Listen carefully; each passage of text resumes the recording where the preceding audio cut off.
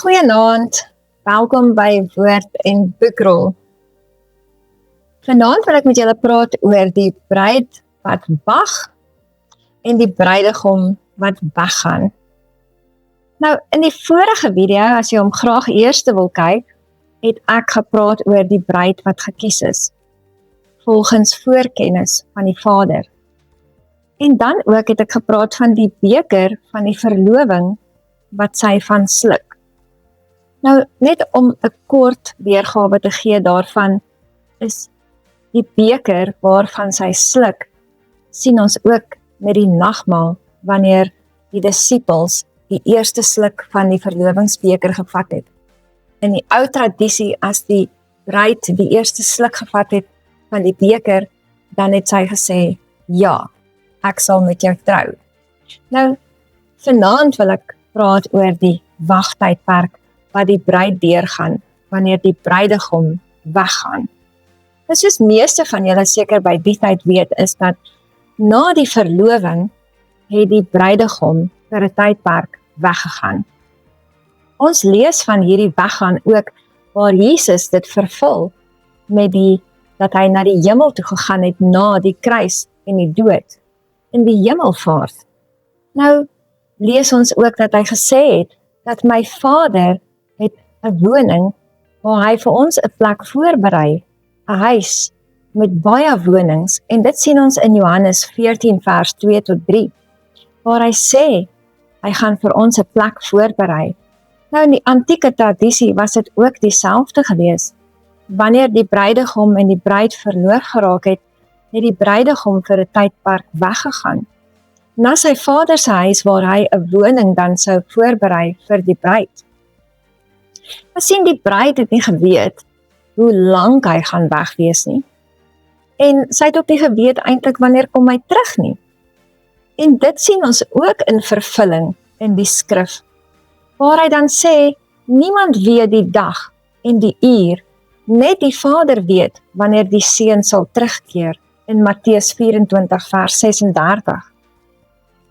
Nou, in hierdie tydperk wanneer die bruidegom 'n huis gaan voorberei en die Vader het toesig oor die voorbereidingsproses, of elke stukkie in plek is, of elke steen reg gelê is.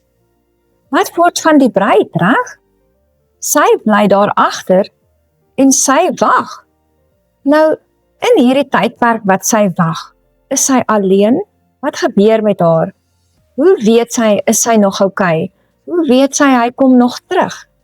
Want vir die wat nou al aanlyn bietjie met iemand gesels het, of 'n penpal of 'n boyfriend, 'n aanlyn verhouding gehad het, sal weet dat 'n lang wagtydperk kan 'n bietjie vervelig raak, 'n bietjie uitgestrek raak, en 'n tydperk bereik wanneer 'n mens al voel, jy weet nie of jy die regte ding doen nie. Hierdie is te lank om te wag. Nou, in so 'n tipe verhouding is 'n mens meestal alleen aan die ander kant van die wêreld. Maar met die bruid wat agtergebly het, toe Jesus opgevaar het na die hemele toe om vir haar 'n woning voor te berei, was sy nie alleen agtergelaat nie. En dit sien 'n mens ook juis in die antieke tradisie. En word beskryf ook in Hooglied, as ons daar gaan lees, sien ons, moenie die liefde wakker maak voordat dit nie haar behaag nie, in Hooglied 2, en in 'n ander gedeelte, ons het 'n kleiner suster wat daar is. Nou jy sien, in die antieke tradisie was dit so gewees dat die bruid het 2 diensmeisies gekry wat haar bystaan. Die werk van hierdie diensmeisies natuurlik was om te bewaar dat ander haar hart sou steel, deur vir haar 'n sluier op te sit spesifiek in die antieke tradisie, wanneer sy die huis sal verlaat. Nou die sluier was nie om haar te verneder of weg te steek, soos wat 'n mens sou dink met 'n sluier nie. Nee, die simboliek aan hierdie sluier was gewees, dit was op die kop, en haar denke moet vasgevang wees in die belofte. Haar oë moet net hom sien, haar ore moet net sy stem onthou. Nou, vir die wêreld moet sy ook 'n sluier wees, beskermd, toegemaak wees. En dit sien ons ook in die woord, dat die Vader ons toemaak, en 'n sluier moet sit oor ons, sodat die vyand nie by die bruid kan uitkom nie. Maar afgesien daarvan, die twee diensmeisies het ook 'n baie unieke, interessante rol gehad, vir die dat hulle haar eerbaarheid bewaar het, en haar denke en haar drome konstant as 'n herinnering vir haar gesê het. Hulle het snags in haar oor gefluister, en vir haar gesê, het jy onthou hoe mooi is hy? Het jy onthou die dag toe hy by jou gekom het en verloof geraak het aan jou? Het jy onthou dat hy het na die Vader gegaan? Ag, hy's so 'n handsome man. Nou, hierdie diensmeisies was ook daar gewees om haar te vertroos, wanneer haar verlange te veel geraak het, wanneer haar hart swaar geraak het en sy gewonder het, kom hy terug? Gee hy nog om? Is hy nog lief vir my? Dan het die diensmeisies haar herinner. Maar daar was een belangrike ding wat die diensmeisies in die antieke tyd ook moes doen. Jy sien, terwyl die bruidegom die huis voorberei en die vader die toesighouer is, het die diensmeisies 'n gesprek met die vader gehad in daai tydperk. Hulle sou 'n boodskap gestuur het na die vader toe, om te sê, sy doen alright, sy is nog okay, sy bly getrou, moenie bekommerd wees nie, haar hart is nog syne. Of wat die diensmeisies sou gesê het is dat, nee, laat die seun gou maak, laat hy terugkom, want sy kan nie meer uithou nie, haar verlange raak te veel, haar gemoed is swaar, en sy kan nie meer nie. Sy begin vra of hy haar nog lief het, sy begin vra, gee hy nog om. Sy wil weet, is hy nog daar vir haar, of het hy vergeet van haar? Nou jy sien, die ding is, ons sien ook hierdie gebeurtenis in die woord. In Johannes 14 vers 16 lees ons dat daar was vir ons 'n trooster agtergelaat. Toe Jesus opgevaar het na die hemele toe, het hy gesê hy laat vir ons 'n trooster agter, die Heilige Gees. Nou, wat was die rol van die Heilige Gees dan, wat agtergebly het? Dit was juis die trooster, die bewaarder, die vertrooster, die een wat jou bedek, jou denke, om te onthou van die bruidegom, om te onthou van sy beloftes, om te onthou van sy liefde. En dan lees ons ook natuurlik van die Heilige Gees waar dit staan en sê, in Romeine 8 vers 26, die Gees self tree vir ons in. Nou net soos wat die diensmeisies met die Vader in kontak was, om te sê, sy hou dit nie meer uit nie, sy kan nie meer nie. So is die Heilige Gees ook die een wat intree, en sê, die bruid kan nie meer nie. En ons kan sien, dat die woord ook dan sê, in Openbaring 22 vers 17, sê hy, en die Gees en die bruid sê, kom.